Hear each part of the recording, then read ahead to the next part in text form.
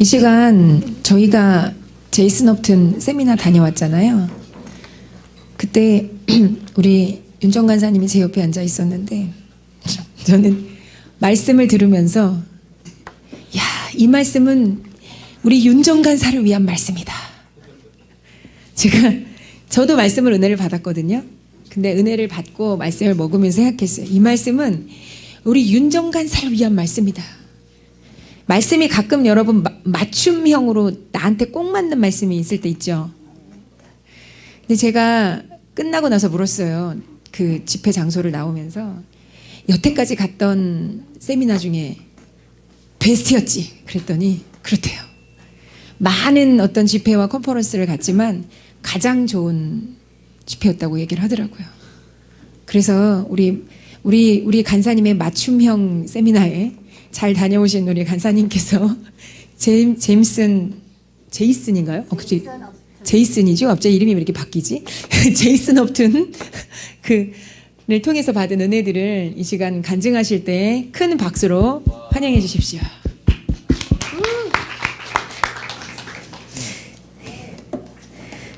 안녕하세요. 기도해 주시고 후원해 주신 덕분에 제이슨 업튼 세미나에 잘 다녀왔습니다. 제가 이번 세미나를 가기 전에 시간을 좀 헤아려 봤어요. 근데 제가 작년에 딱 1년 전에 5월 달에 제가 거기에 방문하면서 제가 성대결절을 치료할 수 있는 문이 열렸고, 그리고 딱 1년째 되는 해에 다시 이제 거기에 방문하는 시간이었기 때문에 뭔가 하나님께서 행하실 일들이 나름 기대가 됐지만 저는 좀 쉽지 않은 시간을 그 전에 통과하고 있었어요.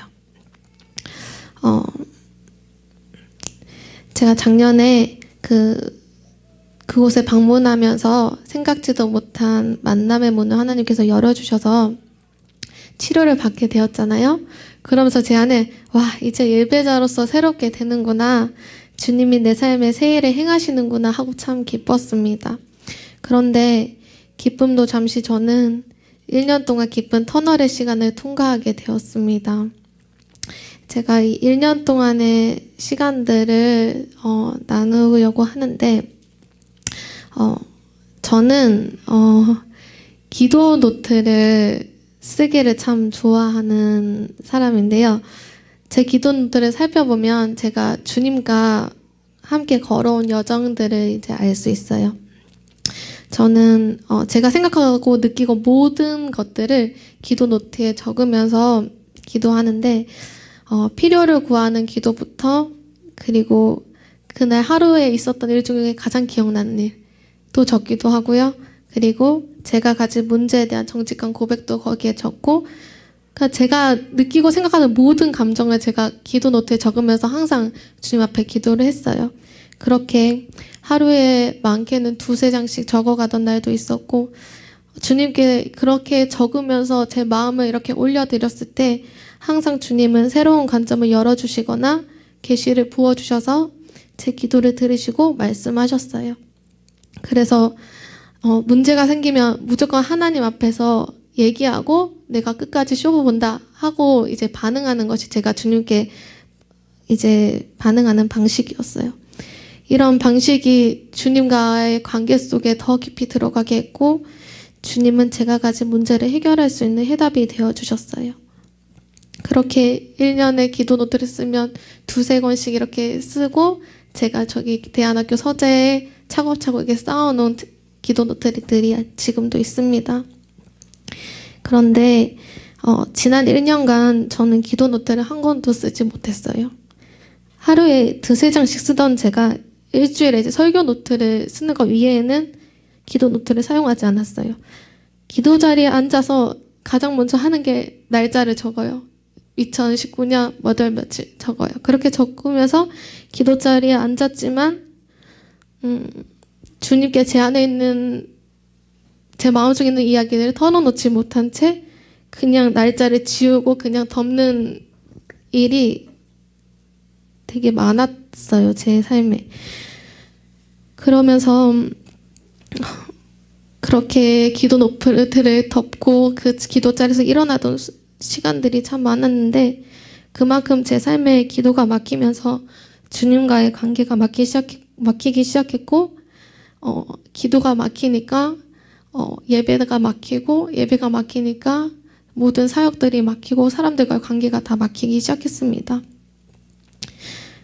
사역자로서 주님과 관계가 막힌 채로 사역하는 모든 순간이 저에게는 이중적인 모습으로 여겨져서 정죄감으로 다가왔습니다. 힘들어도 괜찮은 척, 답답해도 괜찮은 척 하면서 제가 가진 문제와 연약함을 가리려고 참 많이 발버둥 쳤습니다. 예배 자리에 서면 그 주님과 관계되지 않은 채로 노래 부르는 제 모습을 보면서 많이 정죄했었고, 사람들을 사역하면서도 주님과 관계되지 않은 채로 사역하는 제 자신에 대해서 항상 정죄감이 제 마음 가운데 들어왔습니다. 그렇게 정죄감 속에 1년을 제가 살아가면서 사람들의 눈치를 보는 시간들이 점점 많아졌고, 그것들을 감추고자 스스로를 채찍질하면서 어떻게든 내 안의 연약함을 감춰보고자, 그리고 내 안의 연약함을 어떻게든 해결해보고자 저 자신을 생각과 감정을 억누르면서 확대하기 시작했습니다. 그렇게 스스로를 정죄하고 채찍질하는 시간들이 쌓여서 불안함이 극도로 달했을 때, 내가 뭐가 문제가 있구나라는 것을 알게 되었습니다. 내가 가진 문제를 왜 하나님께 가져가지 않지? 내가 주님께 반응하던 방식이 아닌데 뭐가 문제지? 라는 질문들이 1년이 지나서야 제가 주님께 반응하고 있는 방식에 대해서 문제가 있다라는 것, 그리고 기도 생활이 막혀 있다라는 것을 발견하게 되었습니다.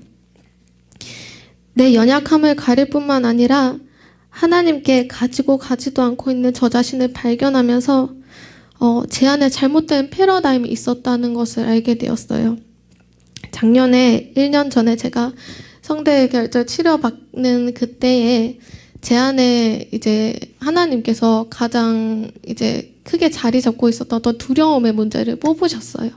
근데 그 문제를 뽑는 과정 중에 원수가 거짓말을 하면서 저에게 뿌려놓은 그 씨앗들이 제 안에 1년 동안 잘못된 패러다임으로 자리 잡고 있었어요. 그게 뭐였냐면, 하나님은 선하신데 문제 상황이 생긴다면 그것은 나의 연약함 때문이다라는 생각이 있었어요.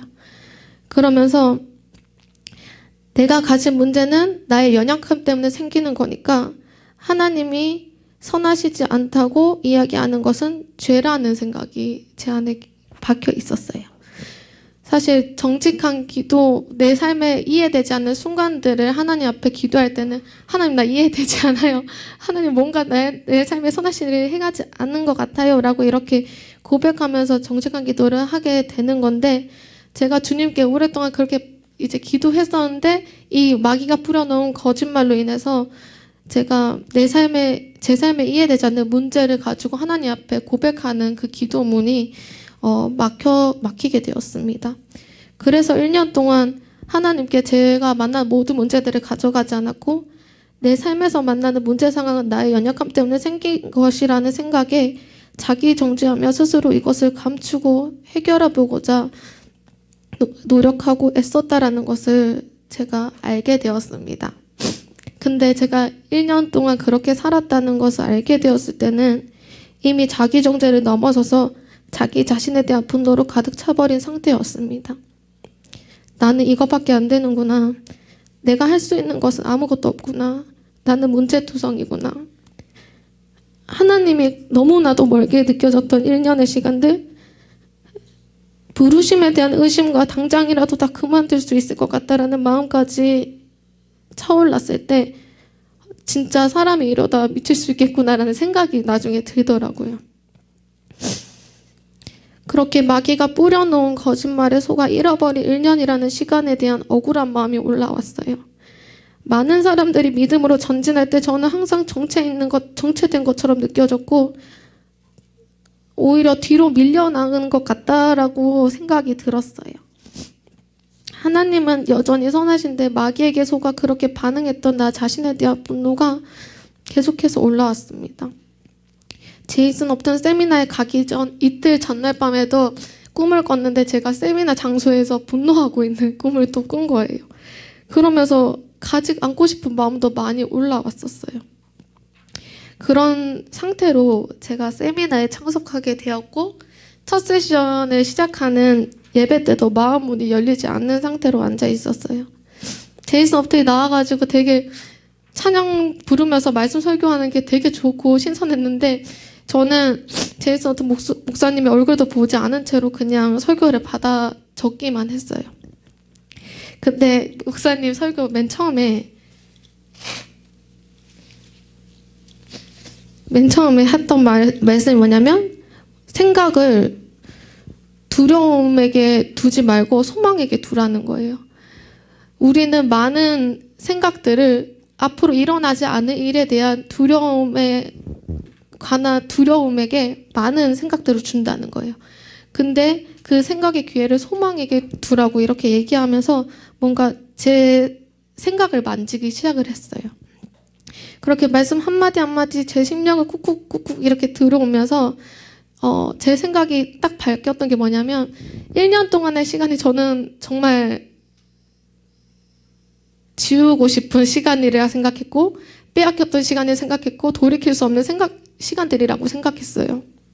근데 제이슨 업튼 목사님께서 우리 인생에서 만나는 장애물들은 참된 여정으로 가는 길이라는 메시지를 해주시는 거예요. 그러면서 1년의 시간이 버려진 시간이 아니라 내가 참된 길로 가는 여정이었다라는 생각으로 이제 전환이 되기 시작을 했어요. 그리고 어떤 비유를 해주셨냐면 시냇물 소리가 나잖아요. 시냇물의 소리들 다 들어보셨죠? 근데 그 시냇물이 나는 소리가 어디서 나냐 했더니 시냇물이 돌이랑 부딪혀서 소리가 난다는 거예요. 그러면서 돌은 어쩌면 시냇물에게 있어 장애물과 같은 역할을 하잖아요. 근데 시냇물이 소리를 낼 수 있는 것은 그 장애물 같은 돌이랑 부딪혀야지만 소리가 난다는 거죠.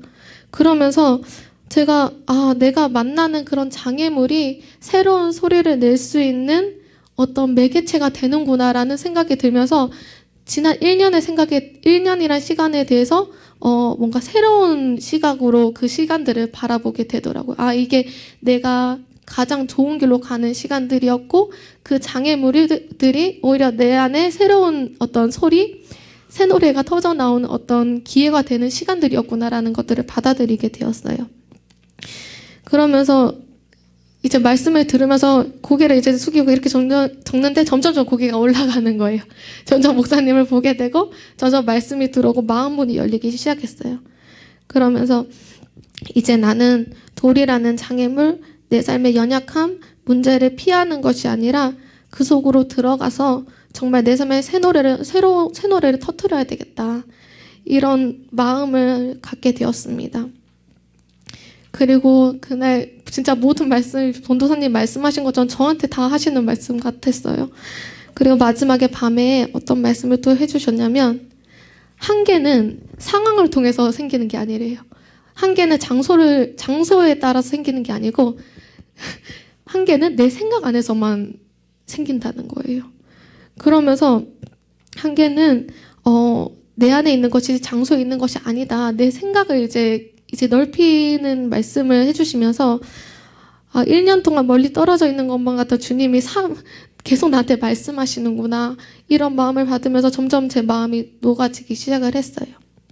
그래서 그 첫째 날 밤에 진짜 출발할 때는 괜찮은 척, 그냥 아무 일도 없는 척 하지만 우리 교회 사람들 다 예민하잖아요. 제 안 좋은 상태 목사님, 전도사님 다 알고 계셨고 지도님도 다 알고 계셨는데 괜찮은 척하면서 그냥 지내는데 저녁 갈수록 마음 문이 열려지는 것들을 또 이제 주변에서 다 느낄 수 있으셨을 거예요. 그렇게 이제 밤이 돼서 숙소에 들어갔는데 이제 다 씻고 누워서 제 옆자리에 이제 전도사님이 이제 누워 계셨는데 새벽까지 이제 대화하는 시간을 갖게 되었어요. 그날 밤에 전도사님이 저에게 어떤 말씀을 하셨냐면, 윤정아, 이제 너의 약함을 인정하고 받아들일 때가 왔다라고 말씀하시는 거예요. 그리고 내가 가진 전부를 수용하고 받아들일 때 새로운 부르심의 문이 열린다, 이렇게 말씀해 주셨어요. 그러면서 제가 자기정죄하고 그리고 분노하고 있었던 그 집중되었던 시선에서 주님이 나에게 발견해 주신, 그런 나를 지으신 나의 모습 그대로를 이제 인정할 수 있도록, 또 그것이 나라는 것들을 받아들일 수 있도록 도와주셨어요, 그날 밤에. 그래서 저 자신에게 분노하고 있던 마음들이 뭔가 되게 사랑으로 계속 말씀해 주셨거든요. 제가 아름답다고 해주시고 제가 강하다고 해주시고 저의 부르심들을 계속 선포해 주시면서 저의 연약함까지 다 수용할 수 있도록 말씀해 주셨어요. 그러면서 이제 저 자신을 있는 모습 그대로 받아들이게 되었습니다. 그날 밤에 약함도 받아들이고 내가 가진 강점도 둘 다 받아들이면서 저의 모습을 찾게 되었습니다. 그날 밤에. 다음날 아침에 이제 거기 되게 잘 돼 있어서 산책을 이제 하는데, 이제 전도사님이 한마디 더 이제 저한테 해주신 말씀이 있는데, 이제 윤정이만의 색깔을 찾을 때고 새로운 예배를 드릴 때가 온 것 같다라고 말씀해 주셨어요. 근데 그 말을 들으면서 나중에 제가 생각을 해보니까 그 전날에 제가 가졌던 만남이 떠오르는 거예요. 아주 그 성대결절 그 치료받을 수 있도록 문을 열어주신 분의 이제 딸을 이제 만나게 되었어요. 근데 이제 그 딸도 어떤 이제 목소리에 어려움을 갖고 발성 치료를 받는 과정 중에 과정을 통과하고 이제 제가 똑같이 받은 이제 그 시간들을 이제 그 치료받는 과정을 똑같이 겪은 거예요. 근데 제가 그 딸을 만나면서 사실 제가 오랫동안 이제 가지고 있었던 고민이 있었어요. 이게 성대결절 치료를 하고 발성 레슨을 받고 발성 훈련을 받으면은 노래에 적용이 돼야 되는데 노래 부를 때 적용이 안 되는 거예요. 그래서 너무 답답하고 적용이 안 되니까 또 예전과 같은 방식 부르니까 다시 또 목이 상하는 게 느껴지고 이게 반복인 거예요. 그럼 또 발성 훈련하는데 적용이 안 되니까 뭔가 분리된 것 같은 거예요. 발성 훈련하지만 노래 적용도 안 되고. 그러니까 이런 것 때문에 되게 이제 좀 어려운 부분들이 있었는데, 딱히 이제 거기 가서도 노래 적응은 알아서 해야 된다 그렇게 하고 이제 발성 훈련만 계속 해주시는 거죠. 목소리 이제 건강하게 할 수 있는 것만. 근데 이것에 대해서 이제 어려움을 나눴을 때 그 딸이 뭐라고 하냐면, 자기도 발성 그런 훈련하면서 과도기를 겪었다는 거예요. 노래 적용이 안 돼서. 근데 자기가 이런 것들을 자기 혼자 스스로 이제 개발하면서 이것들을 이제 노래에 적용할 수 있는 방법을 알게 되었다, 터득했다. 그래서 이제 저를 도와주겠다고 하는 거예요. 그래서 오면은 그 서울에 있거든요. 서울에 오면은 자기가 도와주겠다고 이렇게 얘기하면서 그런 만남이 열렸어요. 근데 이제 그 딸이랑 얘기하면서 어떤 얘기를 했냐면, 발성이 제가 받고 있는 그 레슨과 그 치료 과정은 악기를 만드는 과정이라는 거예요. 몸의 악기. 만약에 기타라는 악기가 만들어져 있잖아요. 근데 이 악기가 소리를 내려면 스킬이 필요해요. 긁을 수도 있어야 되고 치는 방법을 알아야 돼요. 근데 이제 발성 훈련을 한 것까지는 악기를 만든 거고, 이제 치는 방법을 이제 습득해야 된다, 따로 이런 얘기를 하더라고요. 그러면서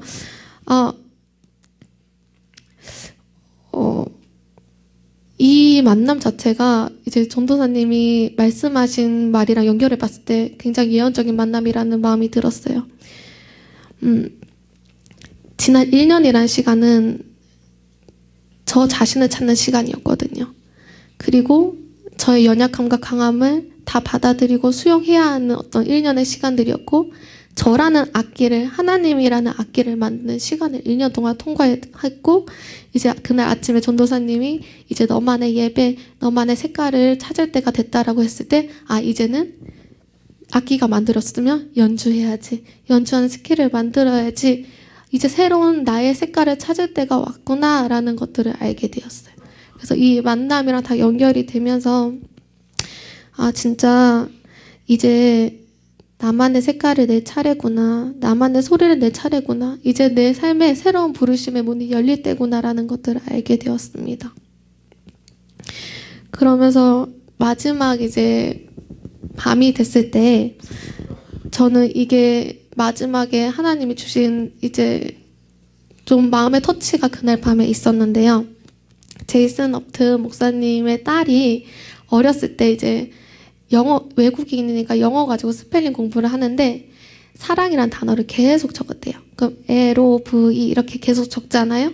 이렇게 계속 적다가 이 딸이 어떤 얘기를 하냐면, 아빠, 사랑에 구멍이 뚫려 있네? 이렇게 얘기했다는 거예요. 그러니까 LOV 하면 이 O 있잖아요. 이 사랑에 구멍이 뚫려 있어 라고 이렇게 얘기했다는 거죠. 근데 이제 그걸 딱 들었을 때, 아, 내가 1년 동안 구멍에 뚫려 있었는데 이런 생각이 들더라고요. 하나님이랑 사랑 관계에 구멍에 뚫려 있었는데 이런 생각이 순간 딱 들었는데, 제이슨 업튼 목사님이 그것을 어떻게 보시냐면 자기는 다른 시각으로 보였다는 거예요. 구멍이 뚫린 것 같지만 그것은 인생의 여정으로 보인다는 거죠. 원처럼. 그러면서 어떤 말씀을 하셨냐면, 삶의 전체적인 이런 여정, 구멍과 같지만 여정을 보여주는 것이 사랑이라는 거예요. 사랑이 이 모든 여정들을 이제 알게 해준다라는 말씀을 해주셨어요. 그러면서 제가 어떤 마음이 딱 들으면, 아, 내 삶에 구멍이 뚫린 것 같은 시간이 사실 모든 인생의 여정이었구나, 이런 마음이 들었고요. 주님의 사랑이 정확하게 제 삶을 인도하셨다라는 것을 발견하면서 마지막 날 밤 말씀을 들을 때 참 많이 울었던 것 같아요. 모세는 살인자였다라는 것이 성경에 다 적혀져 있잖아요. 그리고 마태는 세리였다라는 것 다 적혀 있고, 믿음의 사람들 다 연약함들이 다 성경에 다 적혀 있고 빠지지 않잖아요. 그렇게 믿음의 사람들의 연약한 모습이 다 성경에 기록되어 있는 것처럼 나의 연약함도 내 인생의 여정을 보여주는 기록이라는 것을 깨닫게 되었습니다. 나는 연약함을 감추려고만 했고 내 삶에서 지우고 싶기만 했고 정말 외면하고 싶었던 나의 연약함이 나의 참된 인생의 여정을 보여주는 통로가 됐다라는 사실에 오히려 감사하다. 그 시간, 이 시간이 없었으면 지금의 내가 없었겠구나라는 마음이 들었어요. 그렇게 지난 1년 동안 헤맸던 시간을 3일 내내 보상해주는 것 같다라는 마음이 들면서 정말 주님께 감사한 시간을 보냈습니다. 이제 앞으로 주님이 만들어 가실 소리, 나의 색깔을 찾으러 떠나는 여정이 이미 시작되었고 찾아가는 과정이 되었다고 생각합니다. 우리의 여정이 버릴 것이 없고 나의 부르심을 이루는 통로라는 마음 또한 듭니다. 이 모든 1년이라는 여정 가운데 정말 방황하고 헤매는 저를 항상 믿음의 눈으로 바라봐 주시고 신뢰해 주시고 여기까지 인도해 주는 목사님, 전도사님께 진짜 감사드립니다. 전 보지 못했던 소망을 목사님, 전도사님은 항상 보시면서 말씀해 주셨거든요. 근데 결국엔 보니까 그 말씀대로 소망을 찾게 됐고 하나님의 사랑을 다시 만나게 됐고 제 삶의 새로운 인생을 찾게 되었습니다. 저의 모든 여정 가운데 함께해 주신 모든 주님의 교회 가족분들께 감사드리고 이제 앞으로 주님이 제 삶의 부르심을 만들어 가실 일들을 기대합니다. 네, 감사드립니다.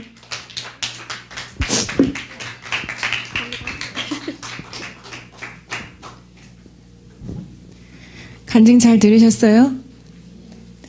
이건 우리 몸의 간증이잖아요. 그죠? 몸은 여러분과 하나입니다. 그렇다면 몸에 지금 제2의 부르심이 열리고 있고요. 몸된 지체인 여러분들에게도 제2의 부르심이 열린 분들도 있을 테고 열리기 시작할 겁니다. 또한 주님을 기대하십시오. 제가 숙소에서 마지막 날 이제 짐을 챙겨서 막 나오면서 이제 마지막으로 떠나기 전에 점심 먹고 양치를 막 하고 있었어요. 우리 운전간사가 화장실에서 양치를 하고 있었는데 그 뒤통수에 대고 제가 소리쳤어요. 잃어버렸던 딸을 되찾았네 하고 1년 동안 잃어버렸던 딸을 되찾았구나 하고 소리쳤어요. 제가 그랬더니 막 웃더라고요. 제가 느낄 때는요, 진짜 구원이 있는 자들은요, 첫째 아들은 진짜 구원이 있을까 싶어요.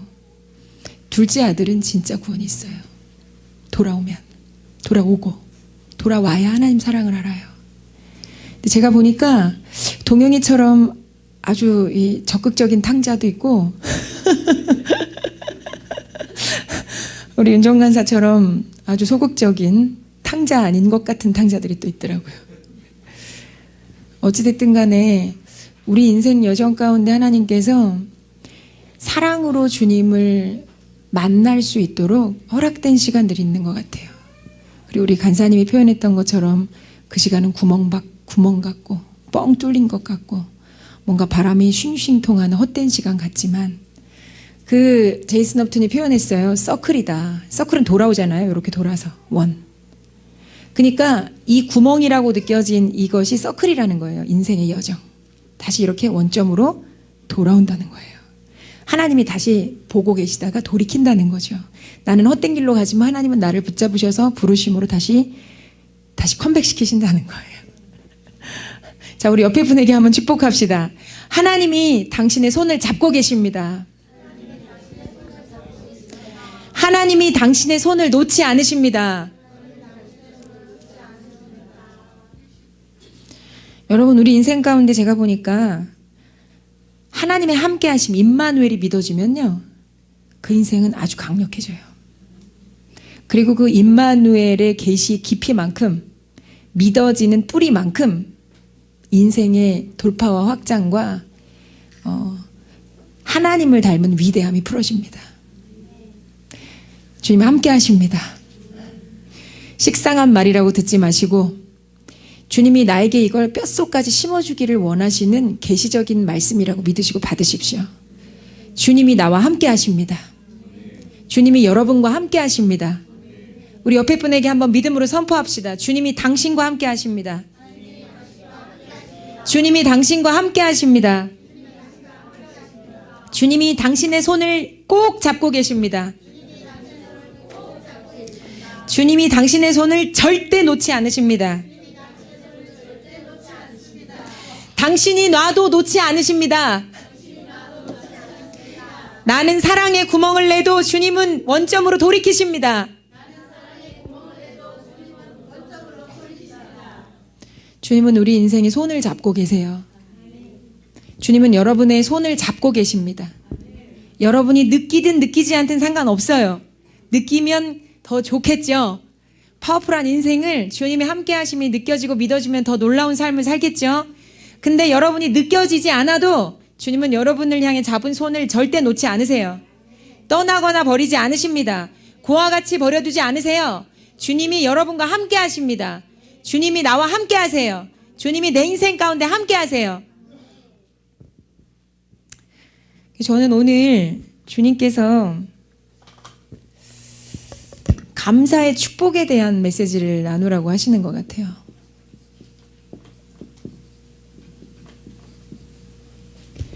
우리 간사님의 간증을 다시 되짚어보면 자신의 연약함이 1년 동안 헤매고 자기 정죄하고 분노하고 자신의 부족함과 연약함에 집중해서 살았던, 자기도 몰랐던, 감추어줬던, 원래 원수는 속이는 영이잖아요.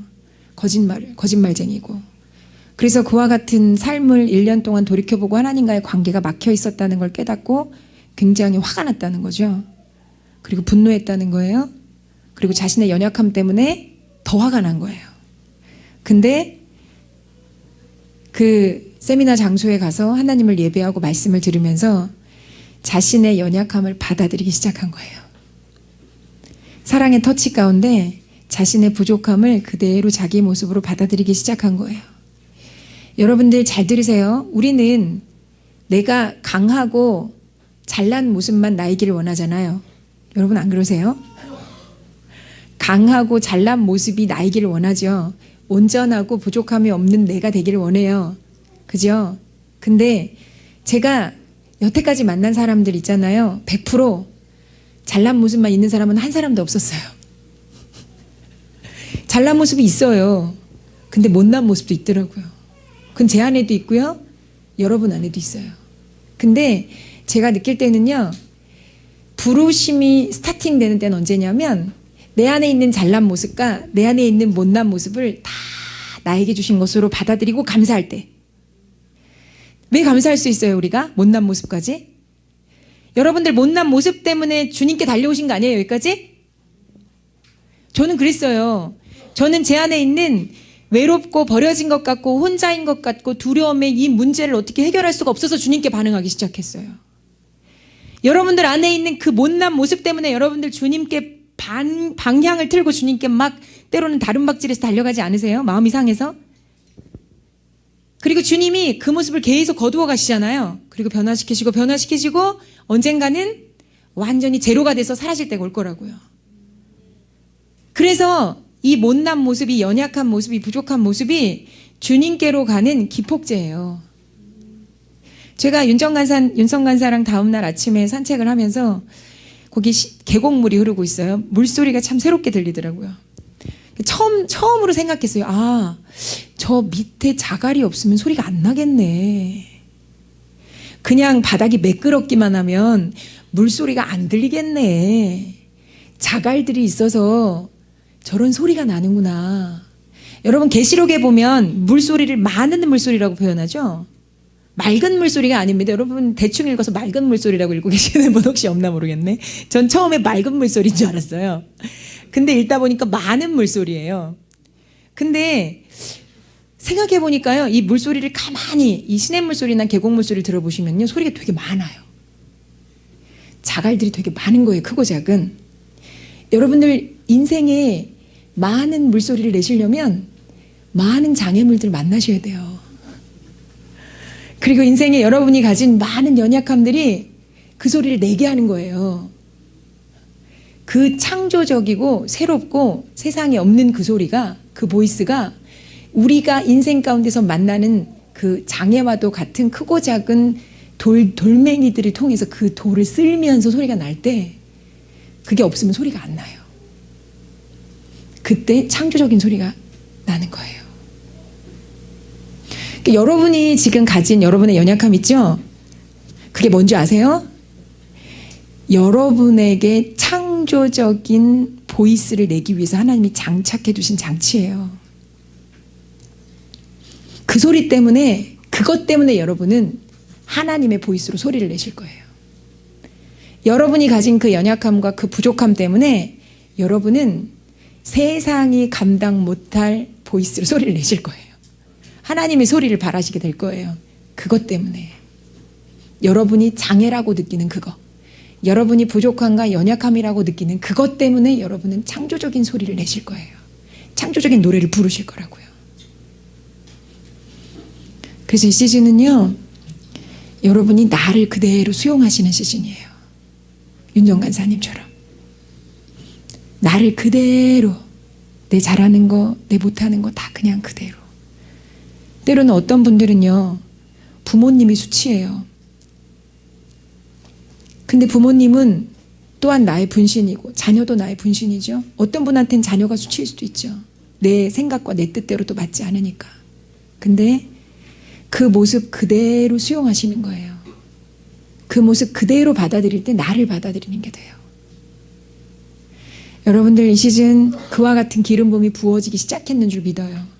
우리 몸 안에 이미 흐르고 있다고 믿습니다. 여러분 그 기름 부음이 여러분 각자에게 지체 발가락 끝, 손가락 끝까지, 머리 끝까지 다 도달하게 될 것을 선포합니다.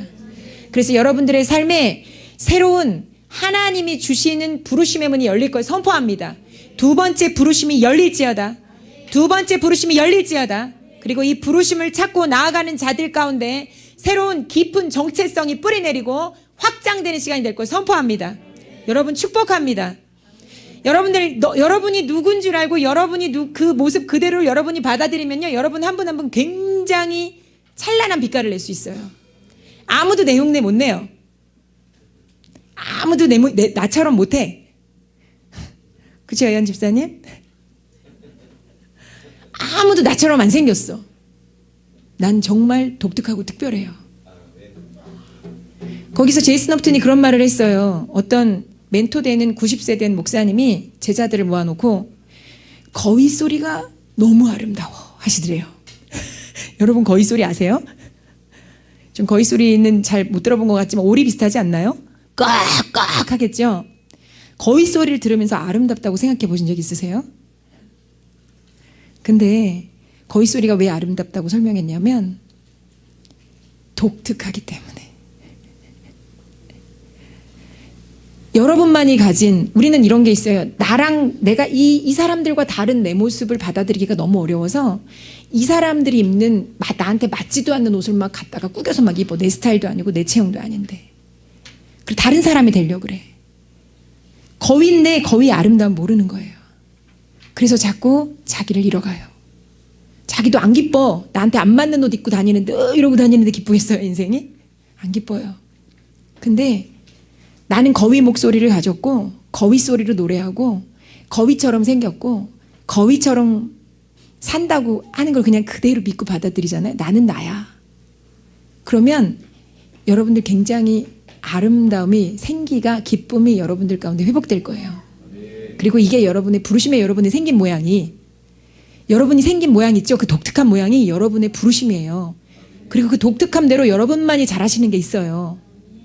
그 여러분이 독특함을 인정하시고 자기 자신을 받아들이고 거위 목소리 아름답네, 괜찮네, 난 거위 목소리, 이렇게 받아들이실 때 여러분의 부르심이 열리고, 그리고 여러분이 부르심을 받아들이실 때 정체성이 풀어지는 거예요. 그와 같은 시간들이 될 걸 축복하고 선포해요. 자신의 있는 모습 그대로를 사랑하시고 연약함까지도 수용하실 수 있는 그런 새로운 차원의 아버지 사랑 이곳 가운데 풀어지고 있음을 선포합니다. 여러분 믿고 받으십시오.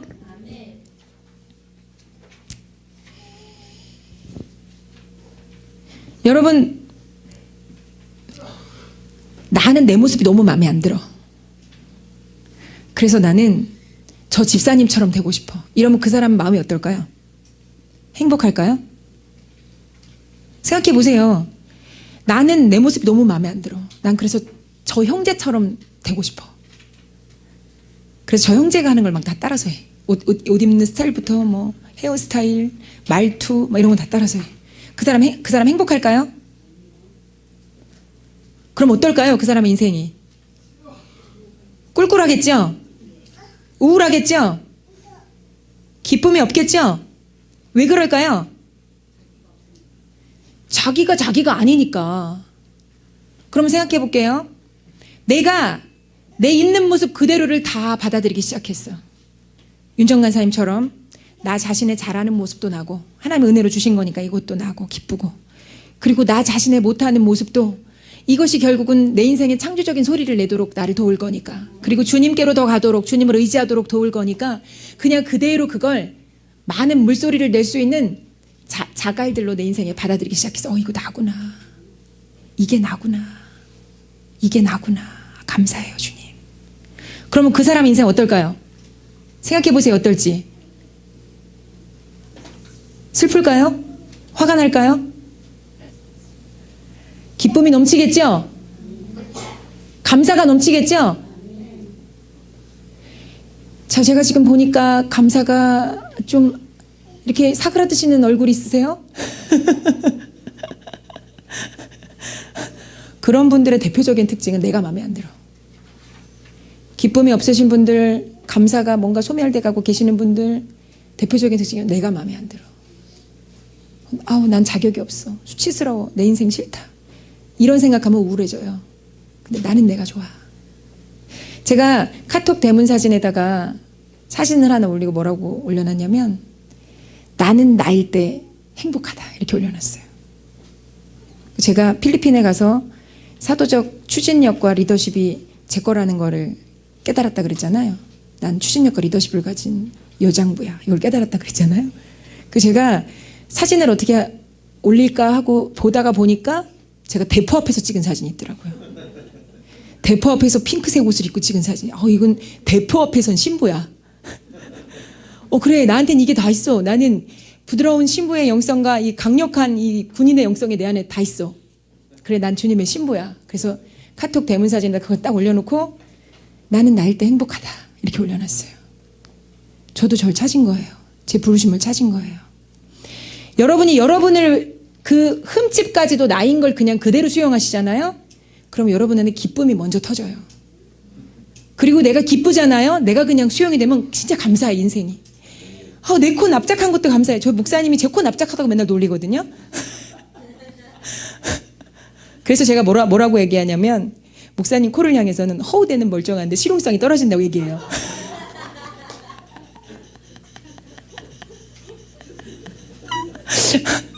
전 절대 굴하지 않아요, 제 코에. 여러분들 그냥 있는 모습 그대로 여러분을 사랑하세요. 있는 모습 그대로 여러분을 그냥 이뻐하시라고요. 그리고 존중하세요. 그게 기쁨의 비결이에요. 자신감의 비결이고요. 행복의 비결이에요.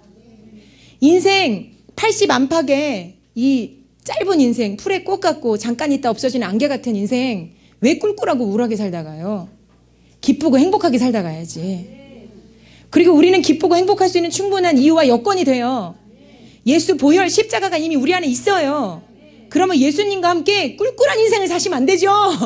그분이 십자가에서 꿀꿀함을 다 그냥 못 박아 버리셨는데 그 꿀꿀함을 십자가에 같이 던져 버리셔야지. 그 꿀꿀함을 그대로 가지고 주님은 피를 흘리셨지요. 그러나 내 인생은 맨날 꿀꿀합니다. 이러고 사시면 안 돼요. 나를 받아들이시면 행복해져요. 감사는요. 나를 그냥 받아들이고 내 인생을 그냥 받아들이고 내 가정을 그냥 받아들이면 감사해요. 연약함과 부족함, 때로는 장애들, 결핍들, 없는 것들 이거 그냥 그대로 받아들이고 감사하시잖아요. 그럼 행복해요. 행복의 기준은 상대적이잖아요. 제가 요즘엔 어떤지 모르겠어요. 제가 옛날에 한 10년 전에 들었을 때는 가장 행복을 느끼는 나라 사람들이 방글라데시 아주 못 살고 힘든 나라 사람들. 근데 점점 행복지수가 낮아지는 사람들은 잘 사는 선진국들의 사람들. 근데 마귀는 교묘하게 세상의 이 광고와 보이는 것들을 통해 속이죠. 야, 그래, 네가 저런 옷을 입어야 행복하지. 저런 차를 타야 행복하지. 저런 폰을 가져야 행복하지. 저런 집에서 살아야 행복하지. 저렇게 네 모양이 쭈쭈빵빵하게 이뻐야지 행복하지. 저렇게 멋있어야 허우대가 멀쩡해 행복하지. 돈이 많아야 행복하지. 여러분 정말 행복할까요? 그럼 부자들은 자살 안 하겠죠. 연예인들도 자살 안 하겠죠. 행복은 내 안에 있는데 예수님 안에 있어요. 우리 옆에 분에게 믿음으로 선포합시다. 당신은 행복한 사람입니다. 당신은 행복한 사람입니다.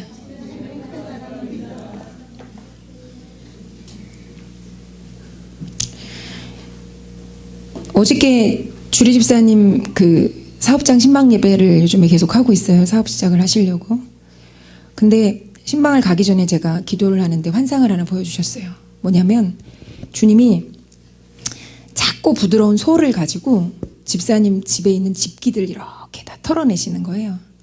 근데 왜 대청소 같은 느낌은 안 들었어요. 이게 왜 대청소 하려면 막 털이개를 털던가 막 청소기를 밀든가 해야지. 이렇게 막 부드러운 솔로 이렇게 제가 그거에서 느낀 거는 뭔가 모양새를 매무새를 뭔가 이렇게 갖추게끔 뭔가 정렬시키는 것 같다 이런 느낌이 들었거든요.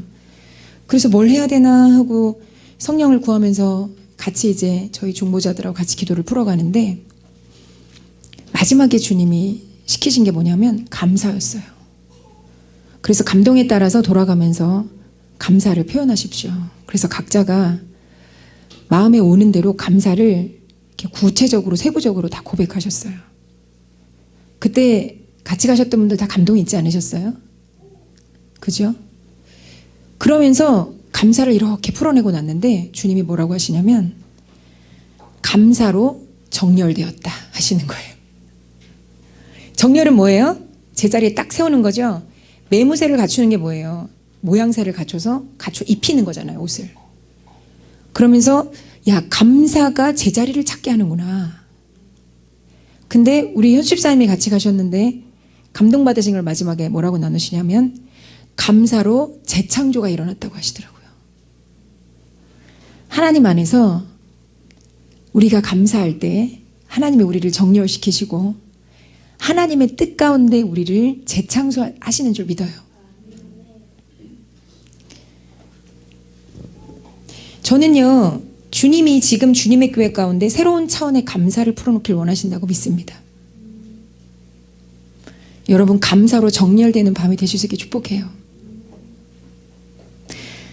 한 10년 전에 어떤 목사님이 저한테 이런 얘기를 하세요. 기도하는데 주님이 책망하시더래요.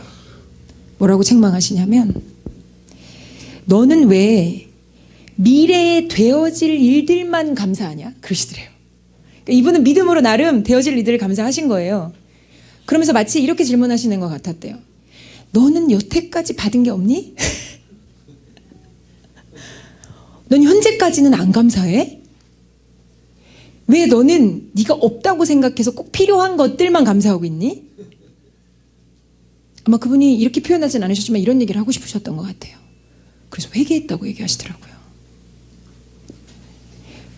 여러분, 지금까지 여러분 인도하신 하나님께 감사하십니까? 물론 우린 미래에도 감사해요, 믿음으로. 맞죠? 근데 지금 여러분이 여기 계신 건요, 여러분에게 주님이 뭔가 주셔서 여기 계신 거예요. 구원을 주셔서 여기 계신 거고요. 그리고 여러분에게 건강을 주셔서 여기 계신 거고요. 특별히 금식이 아닌 이상은 다 밥 먹고 오실 테니까 먹을 걸 주셔서 공급해 주셔서 여기 계신 겁니다. 여기까지 걸어올 체력과 여기까지 타고 올 기름값이 있기 때문에 여기 계신 거예요. 그리고 또 마음이 있어야지. 다 있으면 뭐해? 마음이 없으면 딴 데로 가잖아요. 그럼 하나님이 여러분에게 생각과 마음도 은혜로 넣어주신 거예요.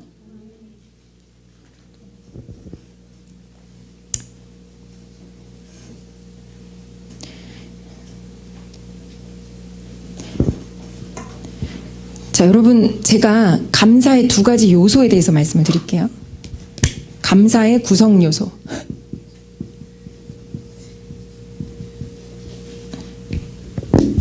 여러분, 언제 감사하세요?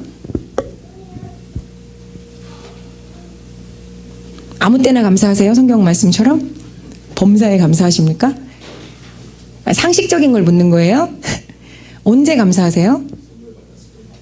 받았을 때 감사하지 않으세요? 저는 누가 저에게 뭐 시원한 음료를 한 잔 준다? 그러면 아우 감사합니다. 그죠?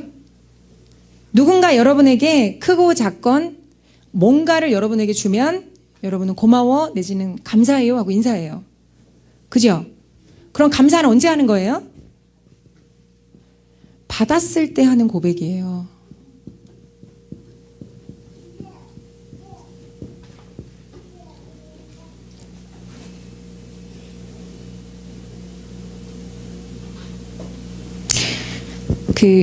지금은 아닌데 주빈이 초등학교 때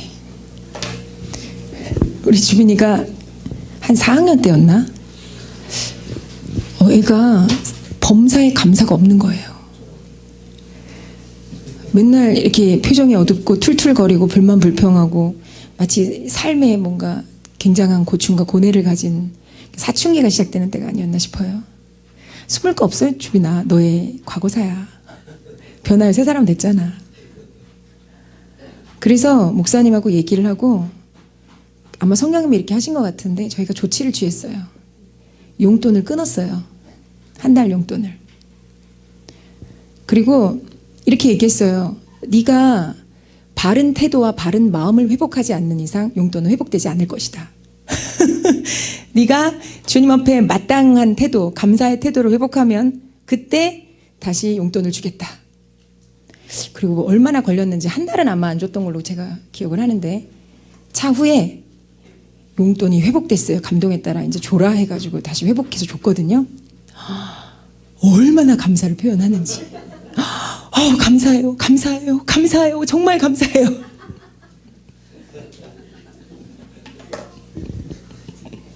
자, 우리 옆에 분에게 한번 축복합시다. 없어 보면 감사할 줄 안다.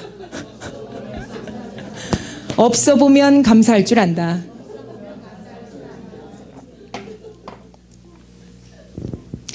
내가 받은 거라는 걸 모르니까 때로는 교만해서, 때로는 어떤 이 망각하고 이 안일함이죠. 자기가 이걸 받아서 가진 걸 모르니까 감사 안 하는 거잖아요. 근데 성경은 뭐라 그래요? 성경은 뭐라 그래요? 네가 받았는데 왜 받지 않은 자처럼 자랑하느냐. 이게 고린도전서 4장인가 나오죠. 받아서 가졌는데 너 왜 받지 않은 자처럼 자랑하냐 얘기하죠. 그러면 여러분이 지금 가진 모든 것들은 사실 누구로부터 온 거예요?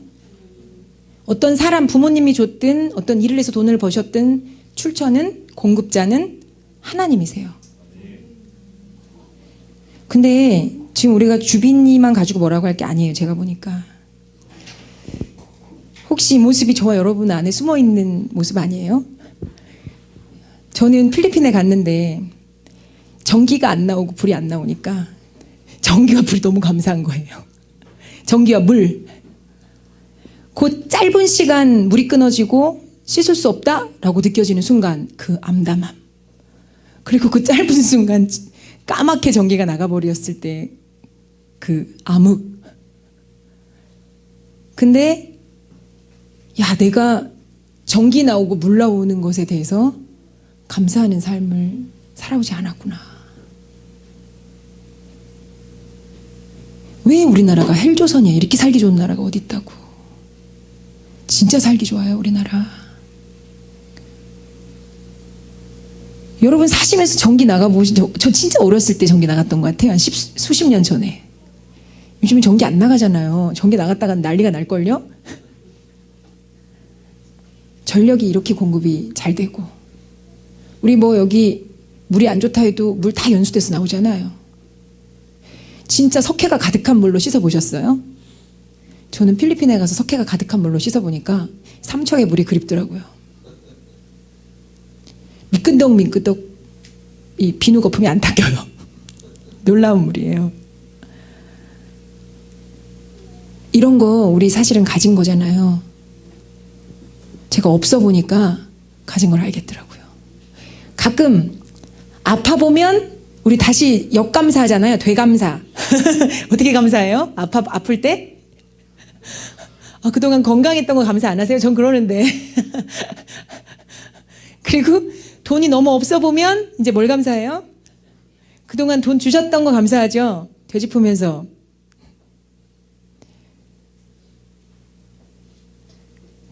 그러니까 우리 옆에 분에게 다시 한번 축복합시다. 있을 때 알아차리고 감사합시다. 있을 때 알아차리고 감사합시다.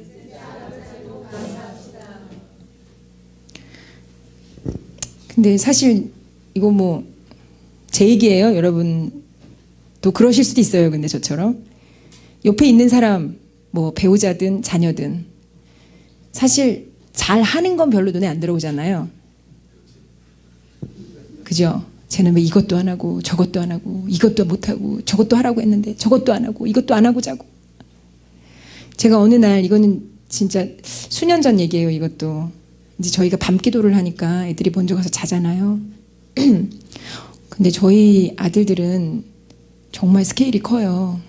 그래서 되게 놀랍게 놀거든요. 그래서 저희 책이 집에 한 수백 권이 있는데 어떤 날은 그 책을 다 꺼내서 길을 만들어요. 근데 그 길이 안방하고도 통하고요, 자기들 방하고도 통하고 화장실하고도 통해요. 그 길을 따라가다 보면 정말 많은 신비한 모험이 일어나는 것 같아요. 뭐 책뿐이겠어요. 블록은 또 어떤데. 블록도 여기저기서 많이 주고 막 동물 많아서 어떨 때는요, 동물이 정글 모험을 하다가 대탈출을 하는 것 같아요. 온 거실에 동물이 쫙 깔려 있어요. 막 코끼리 소리가 들리는 것 같아요. 어디서. 악어가 입을 벌리고 막 따라오는 것 같아요. 어느 날 왜 좀 더 심한 날이 있잖아요. 들어갔는데 너무 심하더라고 오늘. 그리고 내가 이제 속으로 막 불평이 올라오는 거예요. 이 녀석들 치우고 자라 그랬더니 안 치우고 자고 있다. 또 안 치웠어. 며칠째야 지금. 3일째 똑같은 모양이야. 근데 주님이 저한테 말씀하시는 거죠. 야, 니네 아들들 지들끼리 이렇게 밤늦게까지 잘 놀아주는 거 감사하지 않냐?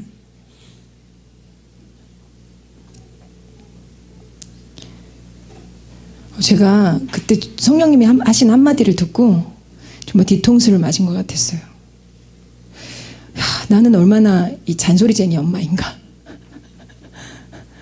나는 얼마나 이 지적질하는 엄마인가? 나는 얼마나 이 아이들이 나에게 주시는 이 아멘 하지 말고 잘 들어라. 엄마가 마음을 낮출 때는.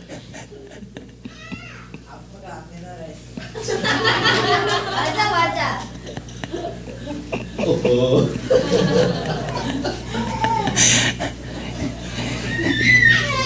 저 자신을 진짜 돌아봤어요, 제가. 여러분 안에 생각보다 감사할 게 많은 거 아십니까? 생각보다 우리 삶에 감사할 게 되게 많아요, 구석구석. 그죠? 두 번째 감사에는요, 뭐가 있죠? 감사 요소에는 뭐가 있죠? 감사는 받았을 때 감사하죠? 감사의 요소에는요, 대상이 있어요, 대상. 감사의 대상이 있어요. 맞죠? 우리는 누구한테 감사하나요? 근본적으로는 하나님께 감사해요.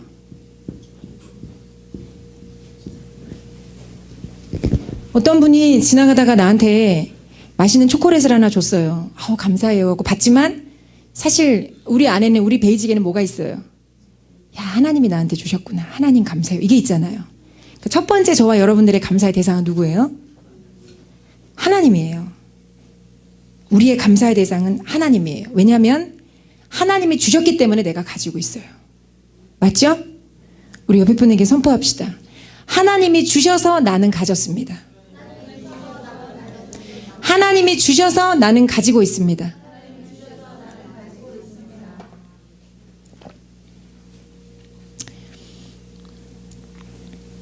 꼭 주신 게 보이는 것만 있는 건 아닐 수 있어요, 여러분. 여러분이 가진 재능, 여러분이 가진 총명함, 지혜, 아니면 계시, 이런 거 보이지 않지만 하나님으로부터 온 거예요. 제가 구성전에서, 지금은 이런 얘기 잘 안 하는데, 구성전에서 청년들을 가르칠 때 생각을 좀 잘 잡아라. 생각을 좀 잘 잡고 살아라. 이렇게 얘기를 했던 것 같아요. 근데 어느 날 우리 윤정 간사님 그때 청년일 때 간사 사역 안 할 때 제가 생각을 잡고 있지, 생각을 좀 잡아라 하고 제가 훈계를 했던 것 같은데 제 앞에서 닭똥 같은 눈물을 뚝뚝 흘리면서 생각이 떠오르지 않는다고요 하고 울더라고요. 제가 근데 이 장면이 저는 안 잊혀져요. 너무 충격받았어요, 그때. 야, 생각은 그냥 되는 거 아니었어? 이런 거죠. 생각은 그냥 누구나 잘 하는 거 아니야? 근데 얘는 거짓말이 아닌 거죠. 생각이 정말 안 떠오른대요. 지금은 그게 다 싹 사라졌어요, 주님의 은혜로. 아멘.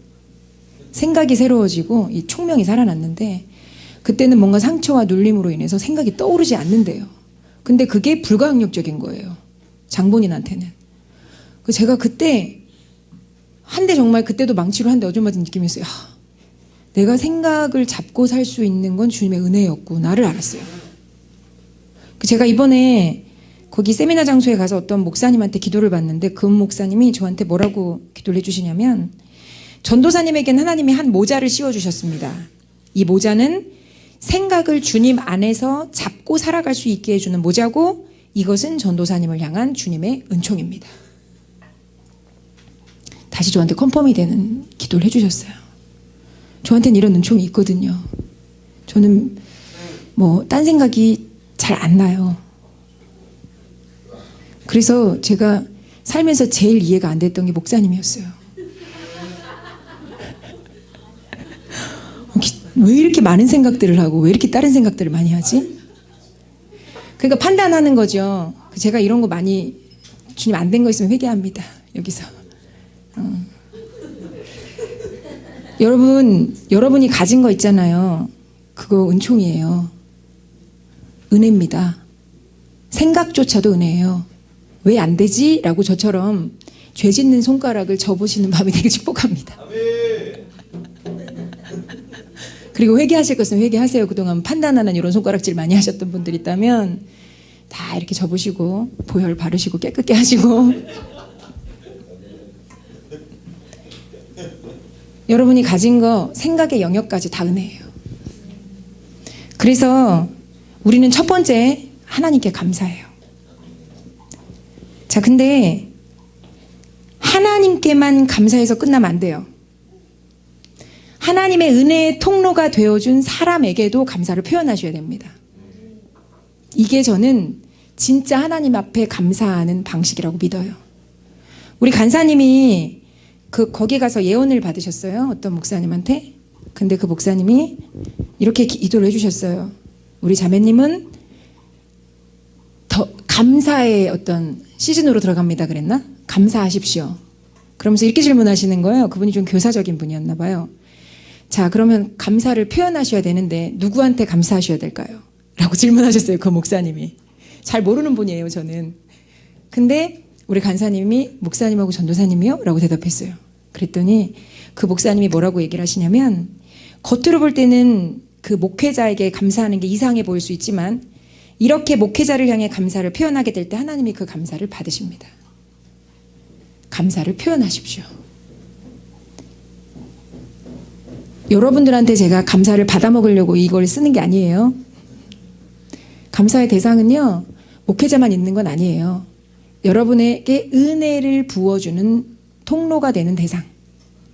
그죠? 부모님일 수도 있고요. 때로는 어떤 지체일 수도 있고, 목자일 수도 있고, 그죠? 근데 그 대상에게 감사를 표현하실 때 하나님이 그 감사를 받으세요. 제가 아직도 기억나는 게 우리 순자 어머니가 한참 일주일에 한 번씩 오셔서 요즘에도 하시나 모르겠네요. 내적 치유를 계속 받으셨잖아요. 그때 우리 경희 집사님이 도와주셨죠. 그때 순자 어머니가 어느 날 과일이랑 뭘 막 사가지고 오셔서 저희 목사님을 섬겨주셨어요. 그러고 나서 아이고 저기 치유를 받게 해주셔서 감사합니다. 그 치유 내가 안 했는데 그랬잖아요. 목사님 예전에 간증에. 그랬더니 경희 집사님한테는 밥을 쏘셨다는 거예요. 그 제가 야 이분이 감사를 할 줄 아시는 분이구나. 이 은혜의 통로가 되어준 이 사역자에게도 감사하고 그리고 그 문을 전체적으로 열어준 목회자에게 감사하고 전 이런 감사의 행위들이 이분의 삶의 문을 연다고 확신해요. 저도요. 저나 목사님도 이런 감사를 미스하지 않기 위해서 선택해요.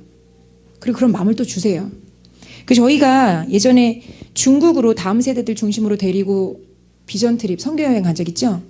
그때 저희한테 그 중국으로 선교여행 갈 수 있도록 그 중국 현지에 있는 어떤 집사님 가정하고 연결시켜줘서 저희가 풍성한 은혜를 누렸거든요. 그렇게 소개시켜준 목사님한테 저희가 교회 이름으로 생선을 보내드렸어요. 삼척에서 나오는. 제주도 그 예배 투어 기억나세요? 근데 제주도 예배 투어 때 우리가 왜 소형 비행기를 마치 우리 전세 비행기처럼 막 타고 갔잖아요. 근데 그걸 내막을 모르시는 분들은 모르시겠지만 사실 그때 중보팀이 안 된다는 걸 그때 경희 집사님이 그랬나? 우리 이거 이제 같이 타고 갈 수 없고 뭐 한 팀은 뭐 저쪽으로 가고 한 팀은 청주로 가고 막 이래야 되는 상황이 있었어요. 기억나세요? 그때 집사님이 오셔서 우리 이거 다 기도해서 한 비행기로 갑시다 이래가지고 사실 저는 믿음이 별로 없었어요. 저는 목사님은 모르겠는데 저는 믿음이 별로 없었는데 이분이 믿음이 있었던 거예요. 그래가지고 그때 그 모였던 중보자들하고 막 기도했어요. 근데 놀랍게 한 장소로 가서 한 비행기로 갈 수 있도록 문이 열렸어요. 그리고 그때 그 본사의 공항 직원이 우리의 이야기를 듣고 뭔가 마음에 감동이 있어가지고 이걸 얘기해보겠다고 자리를 만들어주겠다고 그 좌석을 우리를 한 비행기로 갈 수 있게끔 배치해줬던 본사의 공항 직원이 있었어요. 근데 제가 목사님하고 얘기해서 그때 여름이었고 옥수수가 맛있잖아요, 여기가. 그래서 그 옥수수를 한 상자 사가지고 감사로 그분께 보내드렸거든요. 감사하다고. 우리에게 이렇게 우리가 한 가족으로 비행기 타고 전세 낸 것처럼 다녀올 수 있게 해주셔서 감사하다고. 표현을 했더니 그분이 우리가 이제 교회라는 걸 알잖아요. 믿는 분이었는지 국구 주소를 물어봐가지고는 또 뭐 주일학교 애들 간식을 보내주셨어요. 한 박스. 그래서 주고받고로 했어요. 저희는 감사 표현을 했는데 이분이 또 주신대요. 계속 주신대요. 그래서 계속 거절을 했는데 계속 주시겠다 그래가지고 예 알겠습니다 감사합니다 하고 과자 한 박스를 또 받아가지고 잘 모를 거예요. 그런 과자가 어디서 나왔는지 주일학교 애들은 이게 주고받고 한 또 이 사랑의 이 스토리들이 또 있어요. 감사해요. 저희 재정학교 할 때 재정의 책들 이 매뉴얼을 소개시켜준 제가 만난 전도사님한테 제가 큰 거는 못 해드렸고 책을 한 권 선물해 드렸고요. 그리고 그 여기 베이스 기타 생겼잖아요. 지금은 없네. 아무튼 베이스 기타를 살 수 있게끔 정보를 준 어떤 목사님한테는 또 목사님이 또 책을 선물해 드리고 그리고 저희한테 멘토와 아비가 되시는 목사님한테는 뭐 교회 이름으로 그 생신 때나 아니면은 명절이나 어버이날이나 이럴 때 이렇게 보내드려요. 선물이나 뭐 먹을 거나 이런 거. 왜 이렇게 할까요? 감사를 표현해요. 사람한테 하는 거예요. 근데 누가 받으시는지 아세요? 하나님이 받으시고요. 감사는요 문을 열어요.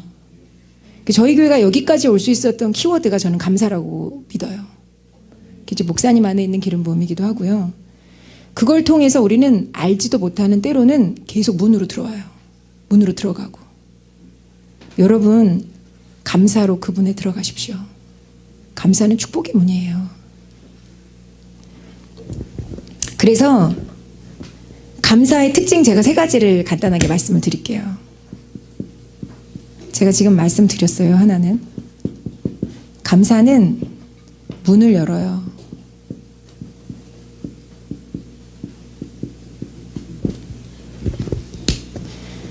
시편 100편 4절에 보면 감사함으로 그의 문에 들어가며 라고 나오죠.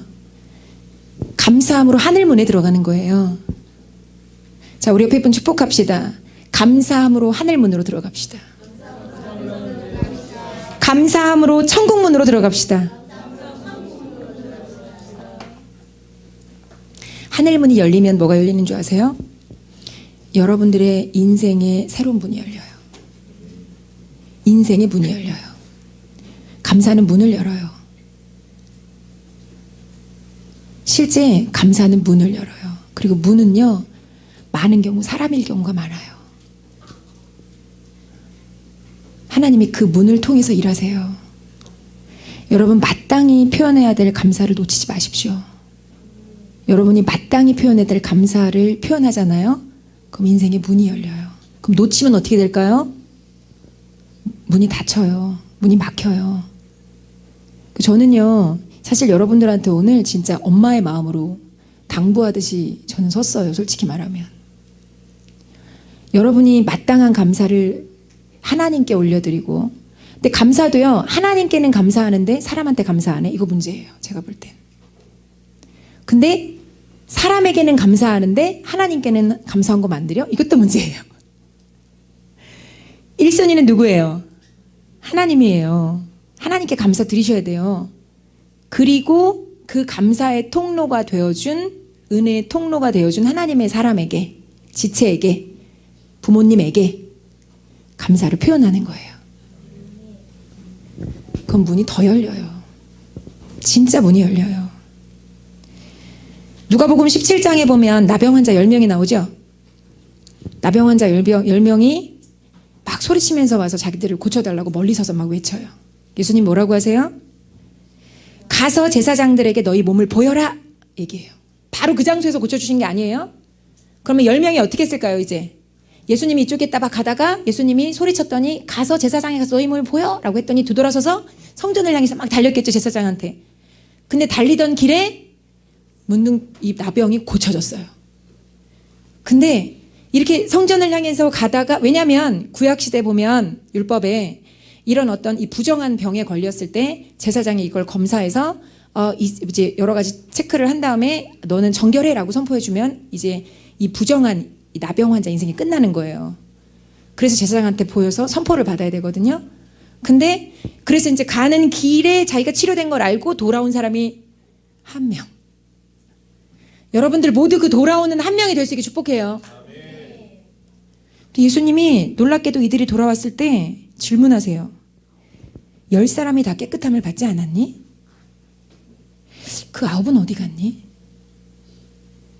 자, 지금 주님이 무슨 마음으로 이런 질문을 하셨을까요? 정죄하고 손가락질 하려고? 저는 이건 잃어버린 양을 찾는 목자의 마음이 아니었을까 싶어요. 아픈 마음. 야, 내가 10명 고쳐줬는데 왜 너밖에 없어? 나머지 9은 어디 갔니? 여러분에게 응답과 돌파와 회복과 여러 가지를 주신, 치유를 주신 하나님께 온전히 감사하십시오. 응답과 돌파에 축제하시다가 끝내지 마시고 하나님 앞에 마땅한 감사를 표현하세요. 그랬더니 예수님이 누가복음 17장 19절에 이렇게 선포하세요. 일어나 가라. 그 하나님께 영광 돌리러 온 그 예수님께 감사를 표현한 사람에게 네가 하나님께 영광 돌리러 왔다고 얘기하시죠. 예수님께 감사 표현한 사람에게. 여러분 마땅한 감사를 올려드릴 때 하나님 영광 받으세요. 마땅한 감사를 올려드리시는 여러분들 되실 수 있게 축복합니다. 그 사람한테 이렇게 표현해요. 일어나 가라. 내 믿음이 너를 구원했다. 그 사람의 영혼의 구원이 이르러요. 생명, 영생이 와요. 단순히 병 고침 받고 이 땅에서 탱자탱자 좋은 인생으로 끝나는 게 아니라 영원의 문이 열리는 거예요. 구원의 문이 열리는 겁니다. 여러분, 우리가 단순히 천국 가서 영생 누리는 거 너무 중요하지만 이걸로 우리 인생 끝이 아니에요. 이게 목적지가 아닙니다. 이 땅에서 천국을 누리는 게 주님이 우리를 이 땅에 보내신 목적이에요. 그러니까 여러분이 사시는 가정, 여러분이 일하시는 일터를 천국으로 만드셔야 돼요. 근데 그렇게 보면요, 우리의 삶에 결박되어 있고 묶여있는 영역들 주변에 너무 많죠. 그럼 거기에 주님의 구원이 와야 돼요. 맞습니까? 근데 여러분이 그 구원이 어떻게 임하도록 문을 여는 방법은 뭐냐? 감사예요. 하나님이 나를 여기 보내신 거, 여기 심어주신 거, 나에게 이것들을 어떤 이것에 대한 아픈 마음을 주신 거, 때로는 어떤 지혜를 풀어낼 수 있게 하신 거, 아니면 능력을 주셔서 기도하게 하신 거, 그리고 그 기도대로 하나님이 역사하신 거, 이런 것들에 대해서 여러분들이 마땅히 감사를 표현하기 시작하실 때 그때 문이 열리고 그때 두 번째 문, 구원의 문이 열리는 거예요. 돌파의 문이 열리고 응답의 문이 열리는 겁니다. 여러분 감사하셔서 하나님이 여러분에게 지금까지 베푸신 은혜가 작지 않아요. 제가 볼 때는 작지 않아요. 하나님 앞에 충분히 감사하시고 감사를 표현하시고, 그리고 여러분이 감사해야 될 그 은혜의 통로가 되어주신 분들에게도 마땅히 감사하시고, 그래서 여러분들의 삶의 문이 열릴 걸 축복합니다.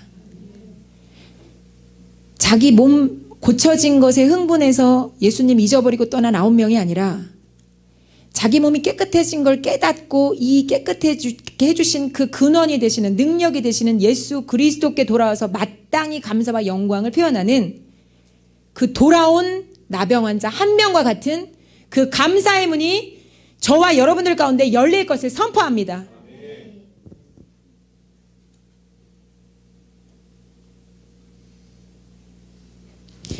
두 번째 감사는요,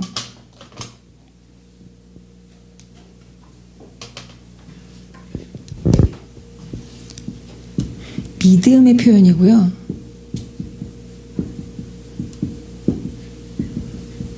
그리고 믿음을 증가시킵니다.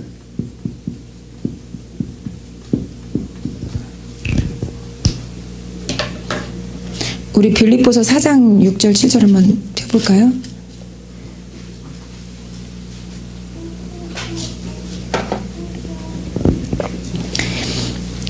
빌립보서 4장 6, 7절.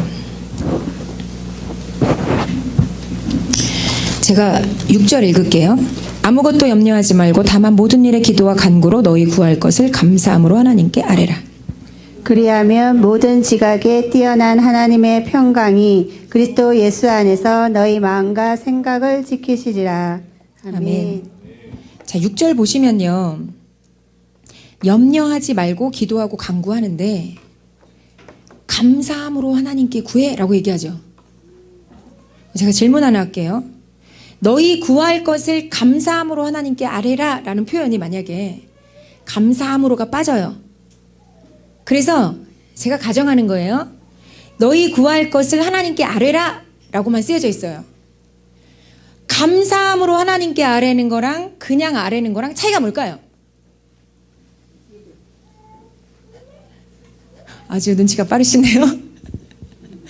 감사함으로 아뢰는 거랑 그냥 아뢰는 거랑 차이가 있어요. 자, 보세요. 우리가 약속을 가지고 기도하죠.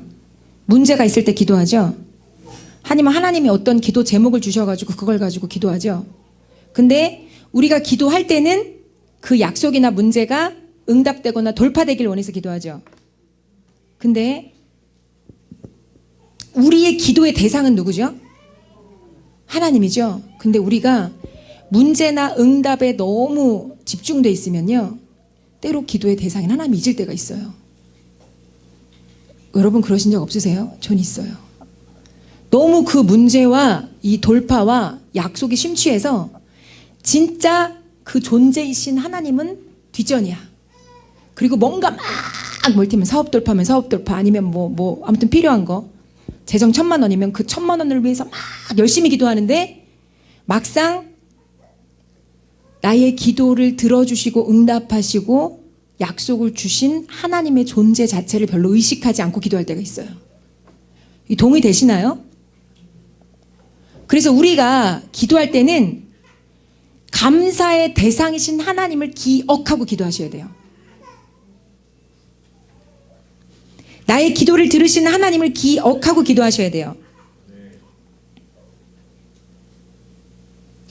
자, 우리가 내가 1,000만 원이 필요한데 그 1,000만 원에 대한 기도를 들으시는 하나님이 있다고 생각하면 1,000만 원을 기도하는 태도가 어떻게 될까요? 확신 있지 않겠어요? 난 1,000만 원이 필요해. 근데 1,000만 원을 주시옵소서, 아니면 1,000만 원이 들어올지어다 막 이러고 그냥 기도를 하는데, 이걸 가지고 막 소리쳐서 기도하지만 하나님 대상이 되신 하나님에 대해서 별로 이렇게 의식이 없는 사람이 있을 수도 있거든요. 근데 만약에 나의 기도를 들으시는 하나님이 정말 여기 계시고 지금 내 기도를 듣고 계시다고 확신해. 그래서 1,000만 원을 지금 선포하고 기도하는데 그분이 나에게 공급해 주실 걸 믿잖아요. 그러면 확신이 들어올 뿐만 아니라 이걸 공급해 주실 하나님의 선하심에 감사하겠죠. 그래서 기도를 감사하면서 기도를 하게 되면 어떤 기도를 하게 되냐면 확신 가운데 믿음으로 기도하게 되고, 그리고 감사를 표현하면서 기도하게 돼 있어요.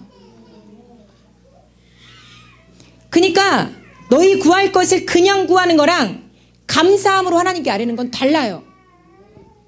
그럼 어떤 기도가 더 잘 응답될까요? 감사함으로 하나님의 존재를 인정해드리고 높이고 존중해드리면서 마땅히 드려야 될 영광을 돌리면서 기도하면 그 사람의 기도는 반드시 응답됩니다.